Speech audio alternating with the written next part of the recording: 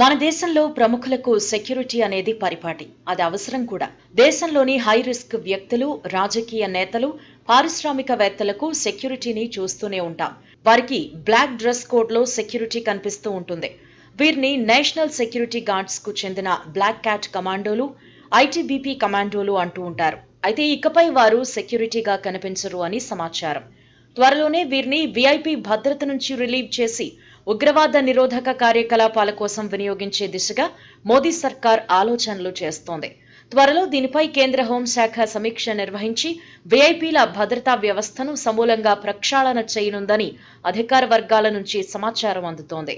ప్రస్తుతం ముఖ్యుల భద్రతలో 450 మంది వరకు బ్లాక్ క్యాట్ కమాండోలున్నారు అని సమాచారం.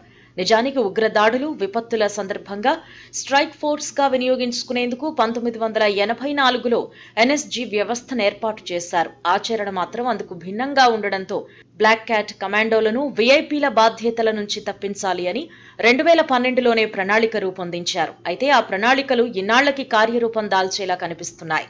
కేంద్ర హోంమంత్రిత్వ శాఖ ప్రతిపాదనల మేరకు ఇప్పటి వరకు విఐపీలకు వ్యక్తిగత భద్రతా విధుల్లో ఉన్న ఎన్ఎస్జీ కమాండోలతో పాటు ఐటీబీపీ సిబ్బందిని ఉపసంహరించనున్నారు. జెడ్ విభాగంలోని 9 కేటగిరీల్లో ఉన్న వారి రక్షణ బాధ్యతలను సిఆర్పీఎఫ్ కు లేదా సిఐఎస్ఎఫ్ లోని స్పెషల్ సెక్యూరిటీ గ్రూప్ కి అప్పగించనున్నట్టు తెలుస్తోంది. వారిని ఆ విధుల నుంచి ఉపసంహరించుకున్నాక దేశంలోని సమస్యాత్మక ప్రాంతాల్లో బృందాల వారీగా మోహరించనున్నారు. 1984లో జరిగిన ఆపరేషన్ బ్లూ స్టార్ లో ఎదురైన చేదు అనుభవాలతో ఉగ్రవాద కార్యకలాపాల నిరోధానికి ప్రత్యేక దళం అవసరమని అప్పటి కేంద్ర ప్రభుత్వం భావించింది. ఆ ఆలోచనకు ప్రతిరూపంగా నేషనల్ సెక్యూరిటీ గార్డ్స్ విభాగాన్ని ఏర్పాటు చేశారు. ఇందులోని సిబ్బందినే బ్లాక్ క్యాట్ కమాండోలు అని పిలుస్తూ ఉంటారు. కానీ వీరిని ప్రస్తుతం విఐపీల భద్రతకు వాడుతూ ఉండడం వల్ల ఎన్ఎస్జీ యూనిట్ లో మానవ వనరులు తగ్గిపోతున్నాయి. ఫలితంగా దేశంలో ఎక్కడైనా ఉగ్రదాడులు జరిగినప్పుడు మోహరించేందుకు సరిపడా బ్లాక్ క్యాట్ కమాండోలు అందుబాటులో ఉండడం లేదు. ఈ పరిస్థితిని గుర్తించిన మోదీ సర్కార్ బ్లాక్ క్యాట్ కమాండోలను వారి పుట్టినిల్లైన ఎన్ఎస్జీకి తిరిగి పంపాలి అని నిర్ణయించింది.